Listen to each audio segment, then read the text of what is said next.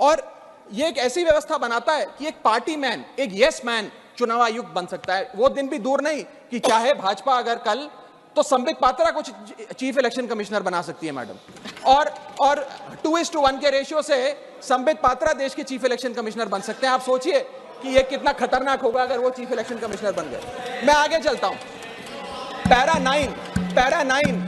9 इस supreme court judgement का कहता है, the executive alone being involved in the appointment ensures that the commission becomes and remains a partisan body and the branch of the executive. The independence of the commission is intimately interlinked with the process of appointment. यानी कि supreme court ये कहता है कि चयन का जो पूरा प्रोसेस है वो पूरी तरीके से इलेक्शंस कैसे होंगे, फ्री होंगे कि फेयर होंगे, वो तय करता है। मैं आगे चलता हूं, 14 मिनट है मैडम, अभी तो 6 मिनट बाकी हैं।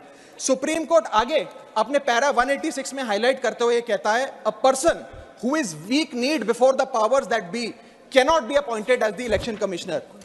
A person who is in a state of obligation or feels indebted to the person who has appointed him fails the nation and can have no place in the conduct of elections, forming the very foundation of our democracy.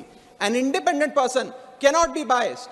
It is important that the appointment must be overshadowed even by a perception that a yes man will decide the fate of the democracy and all its promises. यानी कि केवल निष्पक्ष चयन ही होना जरूरी नहीं है, निष्पक्ष चयन जनता को नजर आना भी जरूरी है। It must not only be done, it must be seen to be done. ये सुप्रीम कोर्ट बात कहता है। मैं आगे चलता हूं। तीसरा कारण कि क्यों हम इस बिल को अपोज कर रहे हैं वो है कि ये जो प्रपोज्ड सिलेक्शन कमिटी है इसमें कोई चेक्स एंड बैलेंसेज नहीं है। चेक्स एंड बैलेंसेज इसलिए नहीं है क्योंकि सारे फैसले तो सरकार के पक्ष में होंगे, 2 मंत्री सरकार के उसमें बैठे हैं, एलओपी को मात्र फॉर्मेलिटी के लिए इसमें बिठाया गया है, तो एक प्रकार का फिक्स्ड मैच इसमें नजर आता है। अब आप ही सोचिए, 3 मेंबरी समिति है जिसमें माननीय प्रधानमंत्री जी हैं, मान लेते हैं हमारे सदन के लीडर ऑफ ऑपोजिशन मल्लिकार्जुन खड़गे जी उसके सदस्य हैं, और 3rd मेंबर अर्जुन मेघवाल जी कानून मंत्री यहां बैठे हैं वो हैं।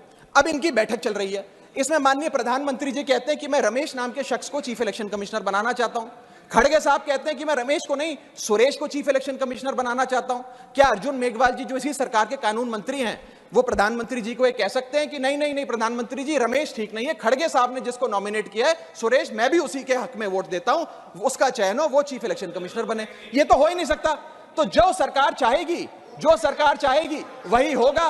तो एक प्रकार से निष्पक्षता और स्वतंत्रता चीफ इलेक्शन कमिश्नर की खत्म करने का काम ये करती है।